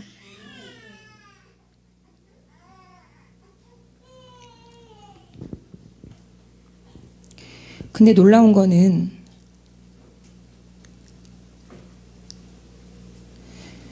7절에 보니까 모든 지각에 뛰어난 하나님의 평강이 그리스도 예수 안에서 너희 마음과 생각을 지키시리라. 여러분 6절하고 7절이 이렇게 맥락상 자연스럽다고 생각이 되세요? 야, 염려하지 말고 다만 모든 일에 기도와 간구로 너희 구할 것을 감사함으로 하나님께 아뢰. 그러면 무슨 답이 나와야 될 것 같아요? 야, 구할 거 아뢰, 필요들 아뢰. 그러면 7절에 무슨 말이 나와야 돼? 내가 필요를 네가 기도한 대로 다 줄게. 그래야 자연스럽지 않아요? 이런 생각 안 해보셨어요? 저는 과거부터 이상했어. 아니 뭐 필요를 구하라며. 그러면 필요를 주신다는 약속이 나와야지. 필요를 구하라면서 7절에는 필요를 내가 줄게, 응답해 줄게, 답해 줄게, 돌파시켜 줄게, 뭐 이런 답이 나와 있는 게 아니라 7절에는 평강을 내가 너한테 줄게. 평강으로 내가 너를 지켜줄게. 너의 마음과 생각을 지켜줄게. 이런 응답이 온단 말이에요. 여러분 실제로 하나님 앞에 감사하기 시작하면, 진짜 이 감사의 기도를 믿음으로 하기 시작하면 어떤 일이 벌어져요? 막 불안했는데 이 문제를 주님 앞에 막 아뢰면서 기도를 막 하다 보니까 막 감사가 터지고 막 기쁨이 올라올 때, 그때 마음이 어떤 상태가 돼요? 평강한 상태가 되죠. 그리고 이걸 기도해 보신 분들은 알 거예요. 그때는 뭐가 일어난 거예요? 응답이 일어난 때예요. 여러분, 하나님이 여러분에게 내가 네 기도 들었고 네 기도에 응답했어라는 증거로, 사인으로 제일 먼저 주시는 게 하나님 나라, 의와 평강과 일하기예요. 거리낌이 없는 의, 그리고 평안, 그리고 기쁨, 이걸 먼저 부어주세요. 그래서 내가 뭐 이를테면 자녀를 놓고 막 기도했는데 마음이 엄청 불안하고 답답해서 막 기도했는데 어느 순간 기도하다 보니까 막 감사가 터지고 막 기쁨이 터지고 막 야, 이제 걱정이 하나도 안 돼. 이게 평안이거든요. 맞죠? 이 상태가 되면 그 자녀는 돌아와요. 그러니까 평강을 주신다는 얘기는 뭘 주신다는 얘기예요? 응답을 주신다는 얘기예요. 이 평강 가운데 우리가 취하는 건 믿음이에요. 확신이라고요. 왜냐하면 평강은 이게 헬라어로 에이레네고 히브리어로는 샬롬인데, 이 평강은 왕 대신 주님께서 다스리실 때만 오는 아주 안전한 상태, 전쟁의 위협이 전혀 없는 아주 안전한 상태, 두려움과 긴장이 전혀 없는 하나님의 통치가 임했을 때 오는 상태가 평강이에요. 그러니까 이거예요. 내가 기도했더니 이제 하나님이 평강으로 증거를 보여주면서 야, 내가 다스려. 내가 네 마음도 다스리고 너의 환경도 다스리고 너의 자녀도 다스려. 내가 왕이야. 그리고 이제 날 믿어. 평강 가운데 우리는 주님을 믿어요? 그럼 우리의 믿음을 통해서 주님이 일하세요? 내 자녀를 만지기 시작하는 거예요. 내 자녀를 향해서 역사하기 시작하세요. 그리고 평강 가운데 때로는 나한테 어떤 전략도 주세요. 너 가서 네 아들한테 이렇게 얘기해 보겠니? 이렇게. 그러면 또 내가 그걸 순종하면 내 순종을 통해서 하나님이 또 내 아들을 만지실 수 있어요. 그러면 이 관계가 새로워져요. 아멘이십니까? 여러분, 믿으면 믿는 자에게는 능히 하지 못할 일이 없다고 예수님 말씀하시죠. 그러면 평강 가운데 우리는 믿어요, 하나님을. 맞죠? 평강할 수 있는 건 믿을 때만 평강할 수 있어요, 사실. 그러면 지금 보세요. 아무것도 염려하지 않고 감사함으로 하나님께 아뢰더니 하나님이 평강을 주세요. 그러면 초자연적인 믿음이 오는 거예요. 근데 믿는 자에게는 능히 하지 못할 일이 없죠? 그럼 이 말씀은 뭐냐 하면 우리 마음에만 국한된 말씀이 아니라 이걸 통해서 하나님이 결국은 나의 믿음을 확고하게 하고 내 믿음을 통해서 역사하실 수 있는 문을 열었다는 얘기예요. 그러니까 진짜 감사함으로 하나님 앞에 나가면 믿음이 확고해져요. 증가됩니다. 그 제가 기도하면서 이런 마음이 들었어요. 믿음이 불과 같다면 감사는 기름 같구나. 내 안에 있는 작은 믿음이 있을 때 내가 막 하나님 앞에 감사 기도를 막 드려보기 시작하면 그 상황이 되게 답답하고 깝깝했는데 믿음이 막 증가되는 걸 느끼실 거예요. 해보세요. 진짜 감사하잖아요. 믿음이 증가돼요. 맞아, 하나님 살아계시지. 하나님 선하시지. 하나님 능력이시지. 하나님 위대하신 분이야. 하나님 지금까지도 날 돌보셨어. 그럼 앞으로도 날 돌보실 거야. 하나님이 지금까지도 날 먹이셨어. 그럼 앞으로도 날 먹이신 내가 왜 걱정하고 있지? 하나님 감사합니다.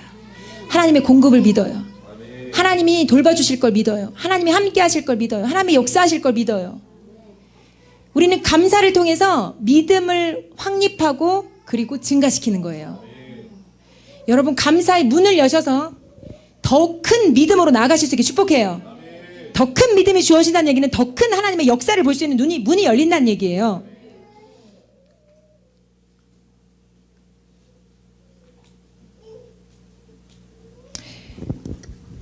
제가 이건 15년 전에 어떤 장로님한테 들은 간증인데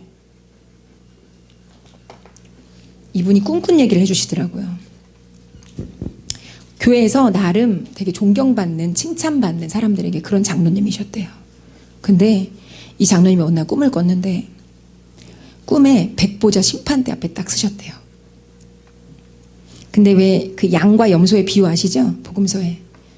오른쪽은 양, 구원이고 왼쪽은 염소, 이건 지옥이잖아요. 심판대 앞에 딱 섰는데 이 장로님이 앞에 딱 섰대. 그랬더니 그 심판대에서 구원의 오른쪽을 선포할 줄 알았더니 왼쪽 하는 소리가 들리더래요. 그래서 이분도 놀랐지만 주변에 많은 사람들이 항변을 하기 시작했대. 말도 안 됩니다. 우리 장로님이 어떤 분이신데 장로님이 왼쪽이라니요. 그러면 이 장로님은 반드시 오른쪽이어야 합니다. 뭔가 문제가 있습니다. 막 이렇게 막 이제 사람들이 항변하기 시작한 거예요. 근데 보좌에서 딱 한마디가 들려왔대요. 감사가 없다. 여러분, 우리 신앙생활의 이 믿음의 이 기초는 감사예요. 왜 감사하죠? 우리에게 공급하신 근본 출처가 누구니까? 하나님이니까. 그렇다면 저와 여러분이 하나님을 믿는다는 건 감사의 생활을 시작하게 된다는 뜻이에요. 동의가 되시죠? 여러분, 혹시라도 이와 같은 믿음의 뿌리가 되는 근본이 되는 감사를 지금 잃어버리고 있으신 분들이 있으시다면 이 밤 회개하시고 감사를 회복하시는 밤이 될 걸 축복합니다. 세 번째 감사는요, 하나님의 임재를 불러와요.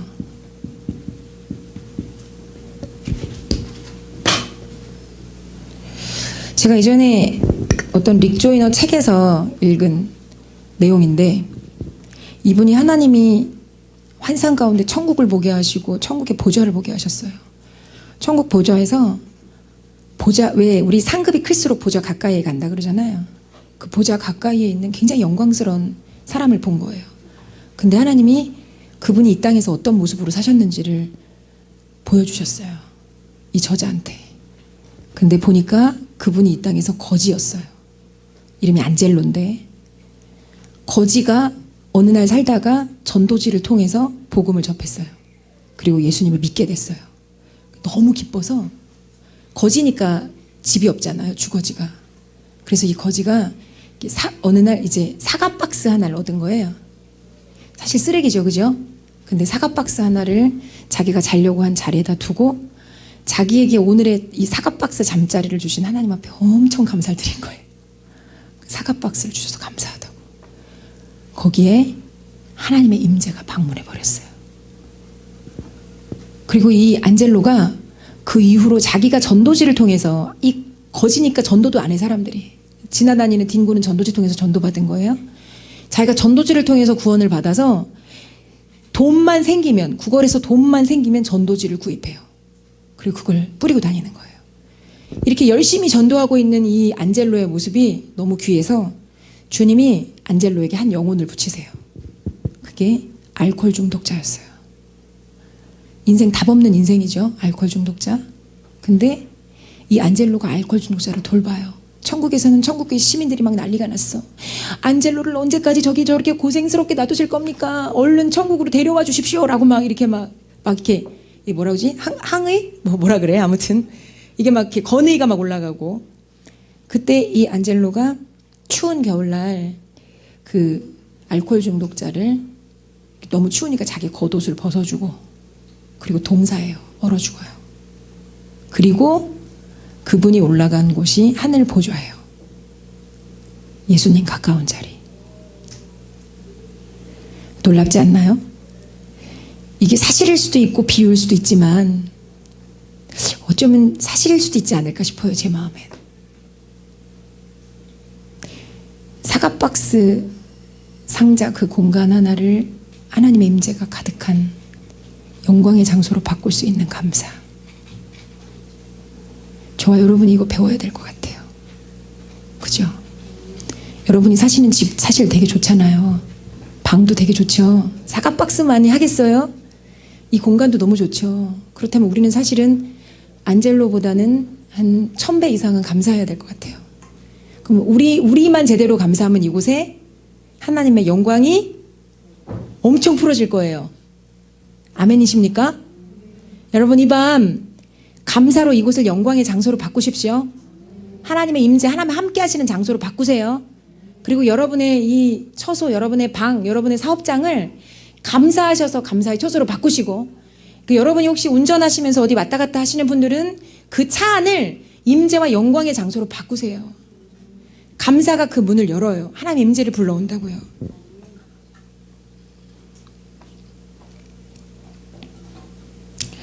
고린도전서 12장 9절 한번 찾아볼까요?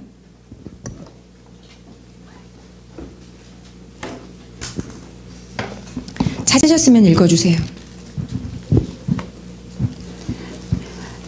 다른 사람에게는 같은 성령으로 믿음을 죄송해요. 고린도 후서예요. 제가 잘못 적어놨네. 고린도 후서 12장 9절.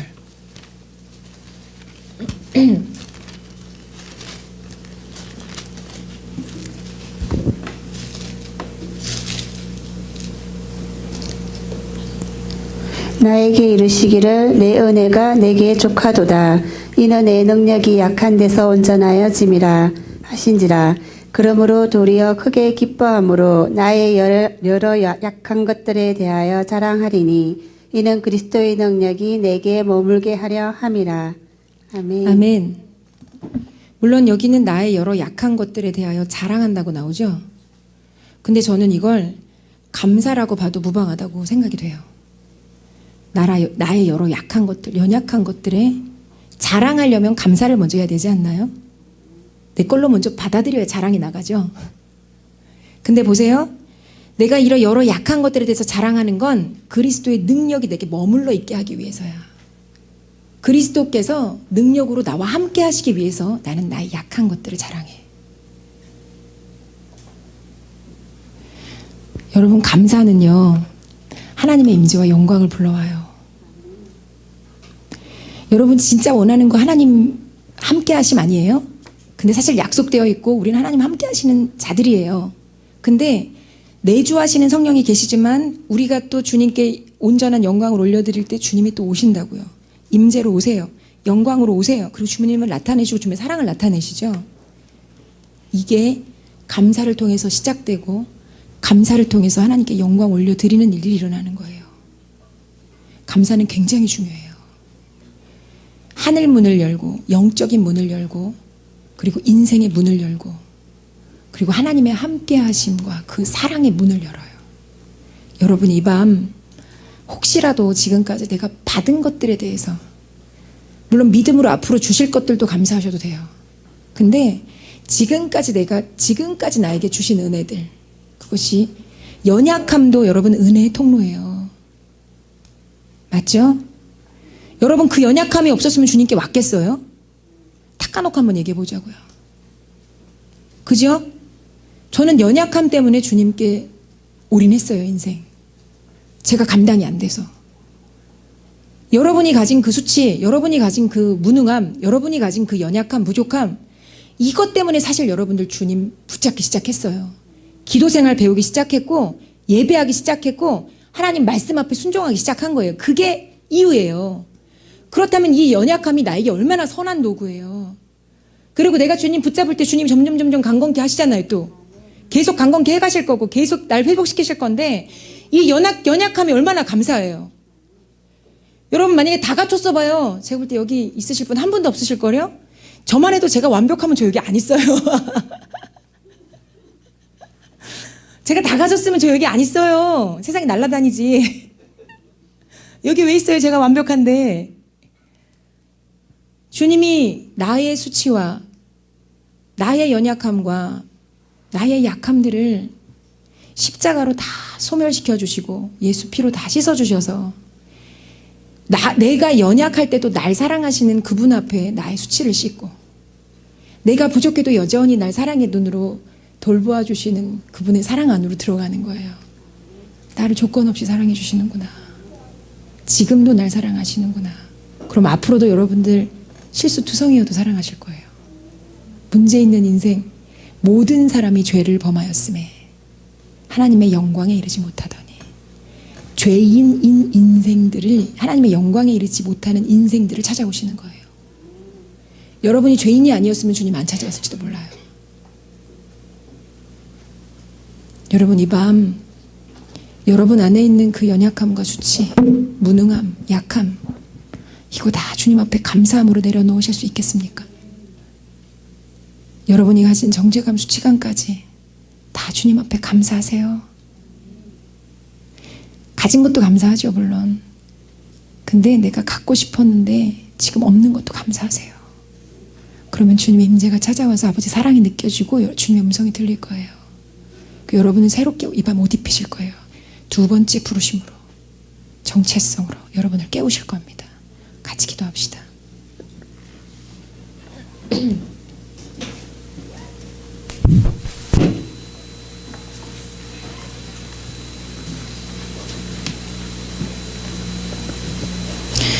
여러분이 감사를 계속 올려드리실 때 여러분 감사로 회복되고 감사로 정렬되실 거예요.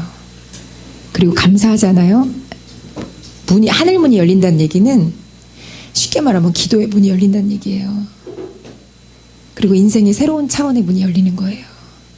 새로운 차원으로 들어가면 새로운 차원의 삶을 살게 되어 있어요. 지금까지 못했던 거, 과거에 못했던 거 이제 다 벗어버리고 이제 누릴 수 있고 주님과 함께 다스리는 새로운 차원으로 들어가는 거라고요. 주님은 이걸 여러분에게 주고 싶으세요. 마땅히 감사해야 될 때 감사하시고요. 혹시 내가 미스했던 감사, 잊어버렸던 감사 있다면 감사를 다시 표현하세요. 그리고 가장 먼저 우리의 감사의 최고의 대상이신 하나님 아버지께 여러분 이 밤 주님 앞에 진짜 감사를 표현하세요. 주님, 나의 이 연약함 때문에 저는 주님 앞에 있어요. 사도 바울처럼 내 약한 것을 자랑할 수 있는 그 어떤 믿음의 뿌리가 저와 여러분들에게 이 밤 내려지길 축복해요. 이것 때문에 주님이 나한테 머물러 계시다는 걸 아셔야 돼요. 그리스도의 능력이 나의 이 연약함 때문에 지금 나와 함께 하신다는 걸 아셔야 돼요. 그래서 내가 이 연약함 때문에 주님을 의지할 수밖에 없는, 진짜 주님 아니면 아무것도 아닌 인생이구나를 지금도 알게 하시는 거예요. 우리 육신을 입고 있는 이상 우리는 내 능력이 약한 데서 온전하여지게 하신다는 주님의 그 말씀을 붙잡아야 돼요. 그리고 이 밤 주님은 여러분들에게서 감사의 고백을 받고 싶으세요. 혹시라도 감사를 놓쳤던 부분, 감사치 않고 지나갔던 영역들이 있다면 떠오르게 해달라고 기도하세요. 그리고 마땅한 감사를 표현하셔서 문을 여세요. 하나님이 여시기를 원하시는 그 문을 여시고 들어가세요. 그게 여러분들에게 회복의 문이 될 거예요. 부르심의 문이 될 거예요. 새로운 정체성의 문이 될 거예요. 우리 이 밤 같이 주여 외치고 오늘 들으신 말씀을 가지고 이 감사의 축복을 받는 자리로 나아가신 여러분들 되게 축복합니다. 같이 주여 외치고 기도하겠습니다.